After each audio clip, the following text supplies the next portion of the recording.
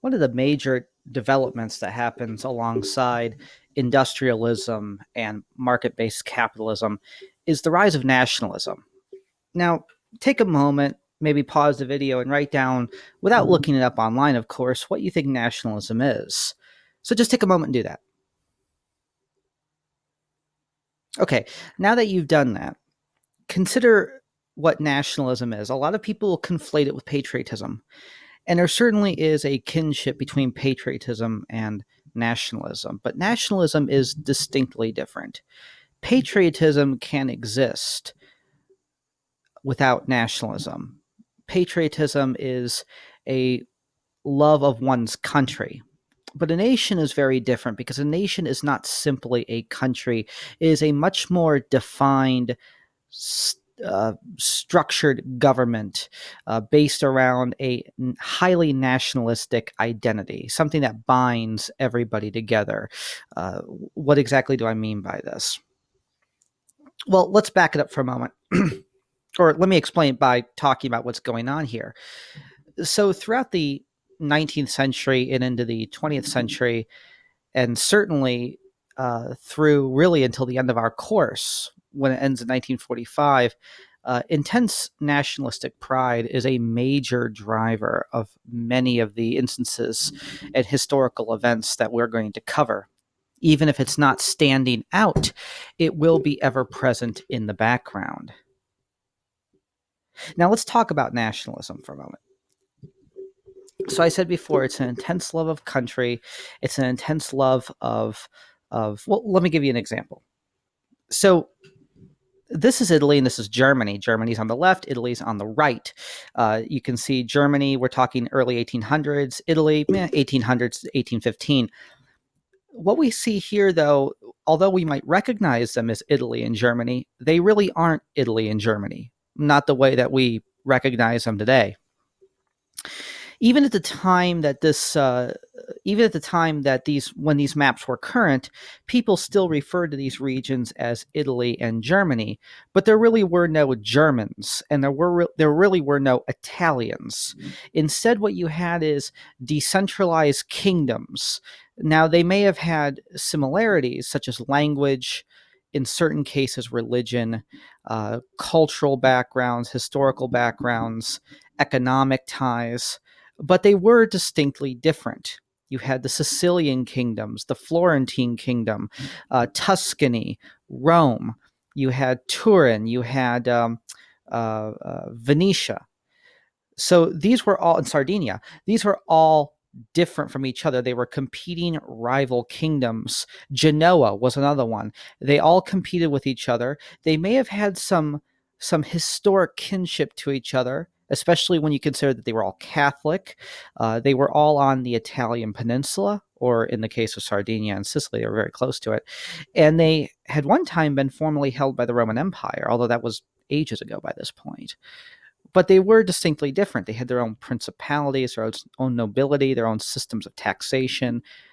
In Florence, for example, was actually a democracy, whereas Tuscany and Sardinia and them, they used monarchies. So all of these city states, as you would call them, were very different from each other, and there was no national identity in Italy. Same thing with Germany. You had Prussia, which was perhaps the most famous and strongest of all of the Germanic states. Hanover is over here. Bavaria is down here where Munich is. And of course, actually, one of the largest German states was Austria. But because Prussia could not conquer Austria as it could conquer all of these smaller states, Austria kind of broke off and started its own thing. But they all speak German. There are religious kinships, although the northern part of Germany, especially in Prussia, is Lutheran, whereas the southern part is Catholic. But apart from that, they speak the same language, although the dialects are different, and there are some cultural backgrounds that are similar. So where am I going with all this? Well, when a lot of these countries, these kingdoms, began to form national identities, they began to centralize. And when they centralized, they created stronger, centralized governments with citizens that bound itself to that government, not merely as the as the not merely as a peasant would bound themselves to their feudal lord, but to somebody that represented their national ideal. This was the birth of a strong and intense nationalistic pride. The British were British, the French were French, Americans were Americans. Uh, this is a national identity that goes well beyond patriotism into an aggressive obsession and pride in one's own country, one's own nation, one's own culture, including religion, to the point where it becomes aggressive. And when you have a strong, intense nationalistic pride, both within the government and in its citizenry, you have the kind of the mindset and the culture that that nation is really better than other nations. And we can kind of see this play out in perhaps we can see it obviously play out in politics today, but I think the most innocuous place where we see it are at sporting events. Go to I see some of you had traveled worldwide. Go to a football match, a football, aka soccer match in say the UK, where you watch Manchester United against a local rival, or maybe England versus France in the World Cup or the Olympic Games, and you'll find intense nationalistic pride. The flag, the anthems, the medal counts, all of it is geared to promoting your national identity as a cut above everybody else. Sometimes, sporting event doesn't seem particularly dark and brooding, but this also has other applications as well, namely war, and in some cases we'll get to later, genocide. There's a funny little saying about Italy after it was unified. I believe it was unified, I want to say in the 1870s.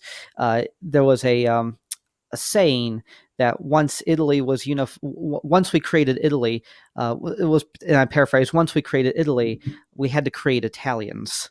So that should kind of indicate what nationalism is. So it wasn't the fact that these people were living on the Italian peninsula that didn't make them Italian. They needed some kind of unifying culture to link all of these different types of kingdoms and different ways of looking at the world together to form one solid nation. So nationalism, and I know I'm droning a little here, but nationalism is extremely prevalent. It drives countries to expand, to get bigger, to spread its borders, to exert power over its neighbors. And because nations are beginning to form under that umbrella of industrialism, and what did we say before? What do industries need? They need raw materials. And so what do nations do? They begin to spread and get bigger and bigger and bigger. And partly they do this because they want to become the power in their region, and perhaps even a world power, but they also need to expand into places to get raw materials to fuel that industrialized market capitalist economy. And so nations are going to be the vehicle by which so much is going to change over the course of these next 45 years, including both world wars. Let's look at another example of nationalism here. This is the Ottoman Empire. The Ottoman Empire conquered what the remnants of the Roman Empire, the old Eastern Roman Empire, which is called the Byzantine Empire, whose capital was in Constantinople, modern day Istanbul, which is in Turkey, which is right about here. And you can kind of see that although most of this is in North Africa and the Middle East, Istanbul, aka Constantinople, is right here on the isthmus, really actually in Greece. And so the Ottoman Empire was kind of a quasi Middle Eastern, quasi European power. I guess you could say the best way to put it is a Mediterranean power. And they were an Islamic kingdom, an Islamic empire. But they did, of course, have Christians and Jews that lived within their borders. And although we might think of this world as the Arab world, the Ottomans themselves were not Arab. They were, in fact, Turkish. And they dominated the peninsula here, the Anatolia Peninsula, where today modern Turkey is. but they were a very diverse empire. They had Christians, they had Jews, they had um, Shia Muslims and Sunni Muslims. They were dominantly Sunni. They had Arabs, they had uh, Coptics, they had Black Africans, they had people from Bulgaria who were part of their empire, people from Bosnia and what is modern day Bosnia Herzegovina, uh, Macedonia, parts of Greece. They had people who were of Caucasus background, Caucasians, who would have been part of the lower part of the Russian Empire, or eventually would be part of the Russian Empire. Uh, so this was a very diverse empire.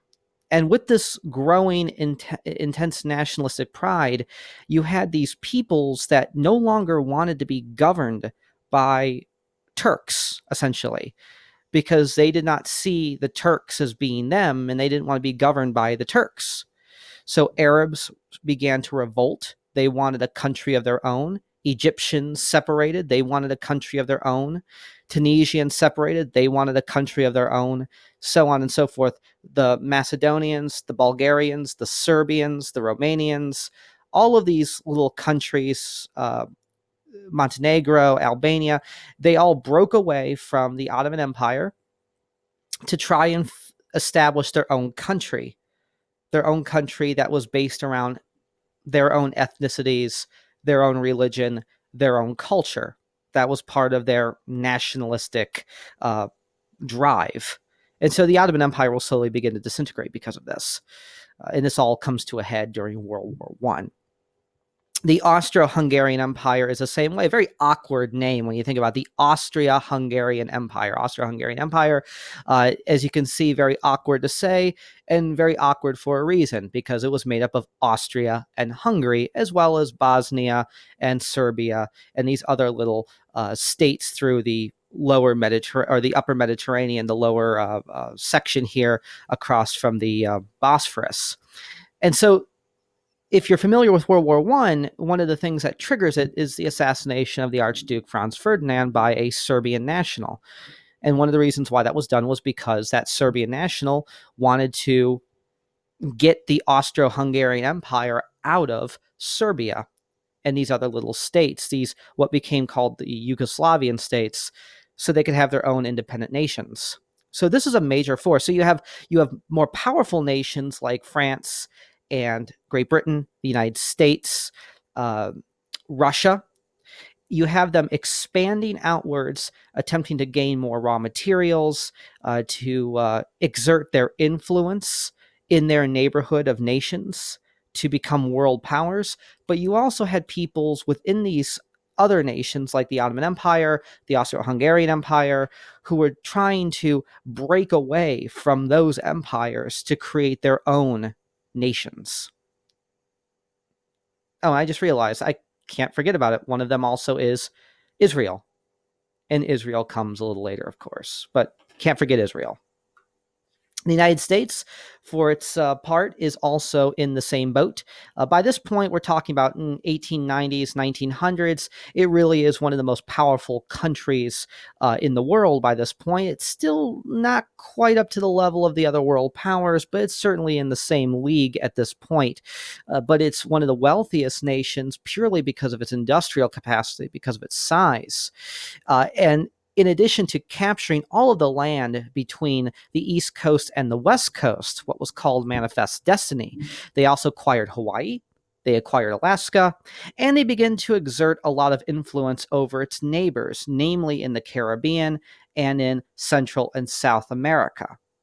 Now, Central and South America are also not immune to this nationalistic revolution that's going on as well. Most of the countries and regions in this area, Mexico, Central America, South America, these are not independent states. These are colonial possessions. They're all owned by Portugal, Spain. Some of them are still held by the Dutch. Some of them are held by France. And there are a few English possessions as well. And they all begin to revolt.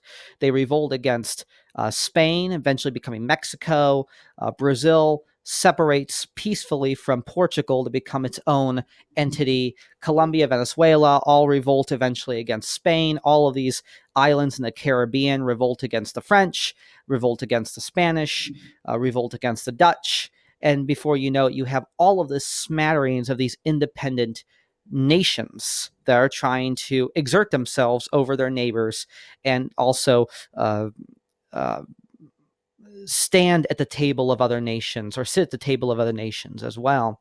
The United States takes advantage of this because, as a strong nation state, they want raw materials, they want resources, and they want to exert their American values and American ethics on others. And so they begin to enact hegemony over these areas here using the Monroe Doctrine and later on Theodore Roosevelt's big stick policy. So they would go into these areas, they would assist in rebellions or they would foment rebellions, the most famous of which was in Colombia, where they were able to establish an independent state, an independent nation of Panama, which they then bought the canal zone to create the Panama Canal. So that was done. So essentially what they did was this was all Colombia at one time. Colombia had just become a nation. The United States wanted to buy a small section of Colombia in order to create the canal. Colombia wasn't selling. But what they did was they realized that there was rebellion in this kind of isthmus area here, this kind of narrow strait. So they kind of indirectly assisted in that rebellion. And when the rebellion was over and Panama was established, they bought the canal zone. And while we don't technically have it anymore, we still have a very large presence there. So this is a very dynamic situation. Lots of things going on, lots of rebellions, revolutions, establishing new nations, and then other nations, more powerful nations, trying to form alliances with nations around them, but also exert their hegemonic power over these nations. And what's the United States' game here? Well, the United States, they want cotton, they want sugar, they want coffee, they want raw materials that they can use in their factories to make manufactured goods, manufactured rubber, manufactured produce or produce that's sold at market, that's grown in a plantation system. In Mexico, there's oil. You have the Royal Dutch Shell oil company that has a presence there. That's a British-Dutch company. The Americans also have a presence in Mexico as well in order to keep the British out or keep the British at bay, but also claim that oil for themselves. So it's a very dynamic situation. We'll not be getting into all of this, of course, but I want to point out to you that nations are very predatory. And you have this kind of odd conglomeration of industrialism, the need for raw materials, and adding to that this nationalistic system that's becoming more and more apparent. A stronger centralized government, stronger military, a global outlook, and a citizenry that has an image of itself as a people that are a cut above everyone else. We are Americans. We have a flag. We have a mythology. We have a language. We speak English. It's the best language because we have Shakespeare and we have Milton and we have religion, namely it's Protestantism, Protestant Christianity. It's different because it's quote democratic, unlike the Catholicism of Italy and France. And you see where I'm going here. We're hardy frontiersmen, but we're also refined Fifth Avenue people. In France, the French are French. They are the sophisticated ones, the artistic ones. They are more cultured. They have a great military martial past with people like Napoleon. They love freedom. They had a revolution. The British are British. They conquered Ireland. They conquered Scotland. They have possessions in India, possessions in the Caribbean. They've spread the English language. They've spread Christianity. They have fought slavery. So these are all part of that pride that nations have. They expand their borders, and eventually all of this pride, all of this border expansion is going to create is going to have two major results. The first is that it's going to cause nations to go into these other areas like the Americas, the lower Americas, Africa, parts of Asia, Southeast Asia, to colonize those lands, whether the people there want them there or not, for those raw materials. And also it's going to have them impose these values and these cultural traits on other places like the English language, the French language, Catholicism, Protestant Christianity, in an attempt to try and bring people into a wider empire. Droned a little bit there, but you get where I'm going with this. And if you can look ahead in the syllabus and look ahead what we're going to be going through, you can see why this is all very important to talk about. So I'll leave you here, and I'm going to finish up with one final video on socialism, and that will conclude this lecture.